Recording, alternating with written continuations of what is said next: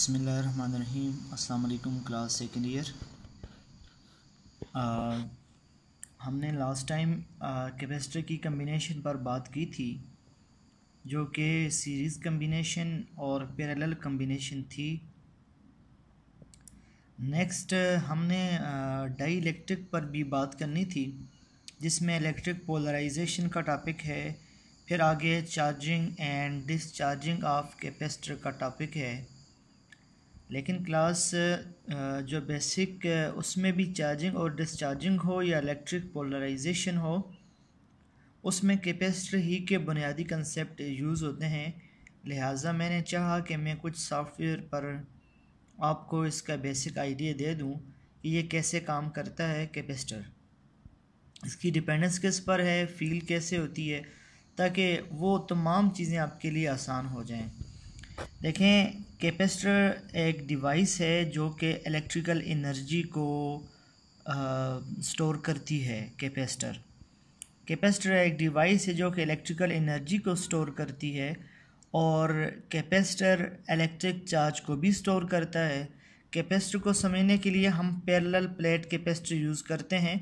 Parallel plate capacitor समझने के लिए आसान है कि ये हमारे पास दो पैरेलल मेटल प्लेट्स हैं और ये बैटरी से हमने कनेक्ट किया है। और ये पैरेलल मेटल प्लेट्स हैं। अब कैसे ये काम करता है? कैपेसिटर बुनियादी तौर पर नाम है एक बैटरी को वायर के ज़रिए से हम किसी जो मेटल प्लेट्स हैं उनके साथ कनेक्ट करते हैं। जैसे ही हम यहाँ से बैटरी को ऑन करते हैं, जैसे जैसे हम इसको वोल्टेज देते हैं, आप देखते जाएं कि इस पर चार्ज इंड्यूस होना स्टार्ट हो जाता है।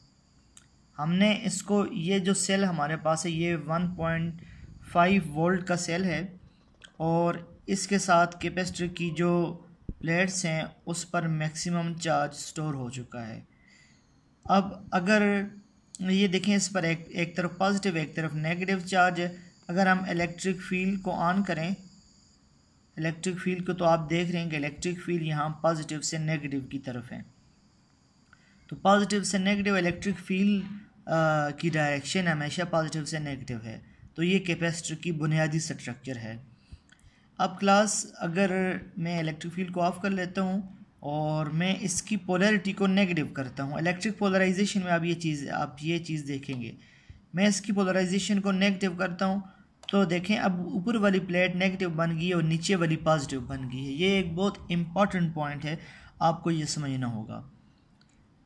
पहले ये प्लेट पॉजिटिव थी, अब ये प्लेट नेगेटिव बन गई। अब अगर इलेक्ट्रिक फील्ड की डायरेक्शन आप देखें तो नीचे से ऊपर है, पहले ऊपर से नीचे थी, अब नीचे से ऊपर है। तो ये प्लेट्स का ताल्लुक क्या है? इसी तरीके से मैं अगेन इसको उस तरह करता हूँ, आप देखें ऊपर से नीचे, फिर ये पॉजिटिव नेगेटिव। तो क्लास कैपेसिटर बेसिकली ऐसे ही काम करता है। याद रखें, कैपेसिटर डीसी करंट के लिए काम नहीं कर सकता। Capacitor behave like insulator for DC current. जो डायरेक्ट करंट है, डीसी करंट है, उसके लिए कैपेसिटर काम नहीं कर सकता। कैपेसिटर एसी करंट के लिए काम करता है, अल्टरनेटिंग करंट के लिए काम करता है। क्यों? इसलिए कि जब वोल्टेज मैक्सिमम हो जाए और मैक्सिमम चार्ज दोनों पर इंड्यूस्ड हो जाए, दोनों प्लेट्स पर मैक्सिमम चार्ज इंड्यूस्ड हो जाए, उसके बाद मज़ीद चार्ज फ्लो नहीं कर सकता। उसके बाद मज़ीद चार्ज का फ्लो, अब देखें, इस पर मैक्सिमम पॉजिटिव, इस पर मैक्सिमम नेगेटिव चार्ज इंड्यूस्ड हो गया। अब मज़ीद चार्ज फ्लो कैसे करेगा? नहीं कर सकता। तो अब करंट स्टॉप हो जाएगा। स्टार्ट में डीसी करंट के लिए भी कैपेसिटर चलता है, लेकिन एकदम फिल हो जाता है। एसी करंट वो होता है जो 1 सेकंड में 50 टाइम अपनी पोलैरिटी चेंज करता है। 50 साइकिल पर सेकंड इसकी ये फ्रीक्वेंसी है, 50 हर्ट्ज़। तो एसी करंट आप देखें, जैसे ये मैक्सिमम को पहुंचता है, एसी करंट फ़ौरन पोलैरिटी चेंज कर लेता है, पॉजिटिव नेगेटिव, नेगेटिव पॉजिटिव। इंशाल्लाह चैप्टर नंबर 5 जो है चैप्टर है हमारा अल्टरनेटिंग करंट, वहाँ डिटेल से एसी करंट के बारे में बात आ जाएगी। तो ये एक अलग टॉपिक है, वहाँ हो जाएगा। तो basically AC current alternating current होता है, ये अपनी डायरेक्शन ऐसे अल्टरनेट करता है बेसिकली। और कैपेसिटर भी क्लास ऐसे ही काम करता है। कैपेसिटर बेसिकली ऐसे ही काम करता है, कभी पॉजिटिव कभी नेगेटिव, ये काम करता रहता है। चार्जिंग डिस्चार्जिंग, चार्जिंग और डिस्चार्जिंग साथ साथ होती रहती है। ये क्लास मैंने बेसिक आपको बताया कि कैपेसिटर की वर्किंग क्या है। कैपेसिटर किन चीज़ों पर डिपेंड करते हैं। मैं इलेक्ट्रिक फील्ड को फ़िलहाल ख़त्म कर लेता हूँ। तो मैं अब आपको ये बताता हूँ कैपेसिटर की डिपेंडेंस किस पर है। देखें, वोल्टेज पर कैपेसिटेंस की डिपेंडेंस बिल्कुल नहीं है। अभी आप देखें इस कैपेसिटर की कैपेसिटेंस कितनी है, 0.09 पिकोफराड। 0.09 पिकोफराड इसकी कैपेसिटेंस है। अब अगर मैं वोल्टेज को कम कर लेता हूँ, ये देखें ये वोल्टेज कम है। अब भी देखें कैपेसिटेंस कितनी है, 0.09 पिकोफराड। चार्ज भी कम हो गए। मैं और कम करता हूँ। देखें चार्ज कितना कम हो गया, वोल्टेज कितनी कम होगी, लेकिन कैपेसिटेंस पर कोई फ़र्क नहीं पड़ा। याद रखें, capacitance of a capacitor does not depend on either voltage और चार्ज। कैपेसिटर की कैपेसिटेंस ना तो वोल्टेज पर डिपेंड करती है और ना ही चार्ज पर डिपेंड करती है, क्योंकि दोनों की रेशो है C=Q/V। रेशो सेम रह जाती है। एक चीज़ ज़्यादा होती है दूसरी भी ज़्यादा हो जाती है। देखें 10/5 आंसर 2 है, 20/10 हो जाए फिर भी आंसर 2 है, 100/50 हो जाए फिर भी आंसर 2 ही है। तो रेशो सेम रहती है। जब रेशो सेम रहती है तो उसका फ़र्क कुछ नहीं पड़ता। अच्छा, अब डिपेंड किस पे करती है। अब मैंने चार्ज को उतना ही रखा हुआ है और वोल्टेज इसकी कैपेसिटेंस देखें 0.09। मैं एरिया को ज़्यादा करता हूँ, ज़रा एरिया ऑफ द प्लेट ज़्यादा करता हूँ। ये देखें, आप देख लें ऊपर कैपेसिटेंस की वैल्यू कैसे एरिया ऑफ प्लेट पर कैसे डिपेंड, 0.20 फिर इस तरीके से चेंज होते अब ये देखें 0.35, 0.9 से 0.09 से 0.35 तक ये आ गई। तो कैपेसिटेंस बेसिकली डिपेंड करती है एरिया ऑफ द प्लेट पर। Larger the plate larger will be the value of capacitance. जितना ज़्यादा एरिया होगा उतनी ज़्यादा उसकी कैपेसिटेंस होगी। अच्छा, और किस पर डिपेंड करते हैं। मैं एरिया को नॉर्मल उस पोजीशन पर ले आता हूँ जितना 0.09 था। मैं क्लोजर द प्लेट में इसका जो सेपरेशन डिस्टेंस है उसको कम करता हूँ। तो आप देख लें सेपरेट 0 करते करते फाइनली कितना हो गया, 0.44। कितनी इंक्रीज़ होगी। तो याद रखें कैपेसिटर की कैपेसिटेंस सेपरेशन डिस्टेंस पर डिपेंड करती है और एरिया ऑफ द प्लेट्स पर डिपेंड करती है। जितना प्लेट्स का एरिया ज़्यादा होगा उतनी कैपेसिटेंस भी ज़्यादा होगी। जितना एरिया ऑफ द प्लेट कम होगा उतनी कैपेसिटेंस कम होगी। हम ऐसा कहते हैं, larger the plates closer the plate. Plate एक तो बड़ी हो और आपस में क्लोज हों। अब देखें, मैं ये क्लोजर तो है ही है, मैं इसको लार्जर भी कर लेता हूँ। अब देखें 1.77 पिकोफराड, 0.09 से ये इंक्रीमेंट हुआ 1.77 पिकोफराड तक। इतनी ज़्यादा इसकी वैल्यू का इंक्रीमेंट हुआ है। तो ये बुनियादी तौर पर है कि किस तरह इसकी वैल्यू में इंक्रीज़ आई है। तो कैपेसिटर की कैपेसिटेंस इन दो चीज़ों पर डिपेंड करती है। क्लास मैं इसको वापस अपनी ओरिजिनल पोजीशन पर लेके आ जाता हूँ। अब देखें, अगर मैं इसको डिस्चार्ज कर लूँ, ये भी चार्ज है, मैक्सिमम चार्ज है।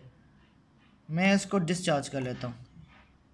ये अभी डिस्चार्ज हो चुका है, ऐसे ऐसे ख़त्म हो जाएगा ये सारा। फिर मैं इसको चार्ज कर लेता हूँ। ठीक है, अब मैं आपको समझने के लिए एक लाइट बल्ब का इस्तेमाल करता हूँ ताकि आपको पता चले कैपेसिटर कैसे एनर्जी को स्टोर करता है, कैसे इस चार्ज को स्टोर करता है। मैंने जैसे वोल्टेज इंक्रीज़ की, इस पर चार्ज मैक्सिमम हो गया, मैक्सिमम चार्ज स्टोर हो गया और पॉजिटिव से नेगेटिव इलेक्ट्रिक फील्ड की डायरेक्शन भी आ गई। ये इलेक्ट्रिक फील्ड की डायरेक्शन थी, पॉजिटिव से नेगेटिव। अब क्लास में इसको बल्ब कैसे, ये अभी चार्ज किया है, मैंने चार्ज किया है और अब इसको डिस्चार्ज करता हूँ। अब देखें लाइट बल्ब को उसने इतनी देर रोशन रखा। मैं फिर चार्ज करता हूँ, फिर ये लाइट बल्ब इतनी देर ऑन रहा। मैं ये बहुत कम कैपेसिटेंस की है, मैं थोड़ी कैपेसिटेंस ज़्यादा कर लेता हूँ। अब थोड़ी कैपेसिटेंस ज़्यादा हो गई है। अब ज़्यादा आप देखेंगे चूँकि अब 0.09 से 0.34 तक चली गई है, तो अब ये कैपेसिटेंस की ज़्यादा देर रहेगा, ये ज़्यादा देर एनर्जी स्टोर करके रहेगा, ये ज़्यादा कैपेसिटेंस होगी। उसके बाद मैं एरिया ऑफ द प्लेट भी ज़्यादा कर लेता हूँ। मैं इसको फिर चार्ज करता हूँ, एरिया ऑफ द प्लेट भी ज़्यादा कर लेता हूँ। ये अब मैक्सिमम 1.3 से आप देखें अब ज़्यादा देर ये कैपेसिटर रहेगा। ये चूँकि अब इसकी चार्जिंग ज़्यादा है तो आप देख लें डिस्चार्जिंग भी काफ़ी देर रह रही है। ये बल्ब उसी की चार्जिंग की बिहाफ पर काम कर रहा है। तो ये चार्जिंग और डिस्चार्जिंग को आप यूज़ करते हैं, मुख्तलिफ़ इंस्ट्रूमेंट में आप यूज़ कर सकते हैं। हमारे जितनी भी इलेक्ट्रिकल अप्लायंसेस हैं उन सब में ये यूज़ होते हैं। तो अब देखें क्लास कितना टाइम लगा है, क्योंकि ये डिपेंड करता है कि चार्ज आपने कैपेसिटर को कितने किया। आपने ज़्यादा चार्ज किया तो ज़्यादा टाइम लगाएंगे, ज़्यादा डिस्चार्ज किया कम चार्ज किया तो कम टाइम आप लगाएंगे। अभी भी कुछ ना कुछ एनर्जी बाकी है, तो ये आहिस्ता से जाके एनर्जी ख़त्म हो जाती है। तो ये क्लास आपको दिखाना मकसूद था, और मैं एरिया ऑफ द प्लेट कम कर लेता हूँ। एनर्जी, टॉप प्लेट चार्ज,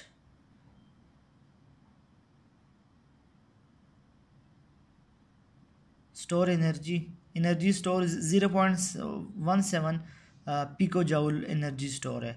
तो जब आप इसको करीब लेके आएंगे तो देखें असल में एनर्जी स्टोर ज़्यादा हो रही है, 0.71 पिको जाउल। और ये भी अगर आप ज़्यादा करें तो आप देखें 1.66 पिको जाउल, जाउल एनर्जी का यूनिट है। ये इतनी ज़्यादा एनर्जी की वैल्यू ये स्टोर करता है। तो क्लास बेसिकली ये चार्जिंग और डिस्चार्जिंग कैपेसिटर में आपको एनिमेशन दिखाना था। इसके सॉफ्टवेयर पर ये फेट स्टिमुलेशन का सॉफ्टवेयर है, इस पर आप भी यूज़ कर सकते हैं। इसमें काफ़ी अच्छा काम है।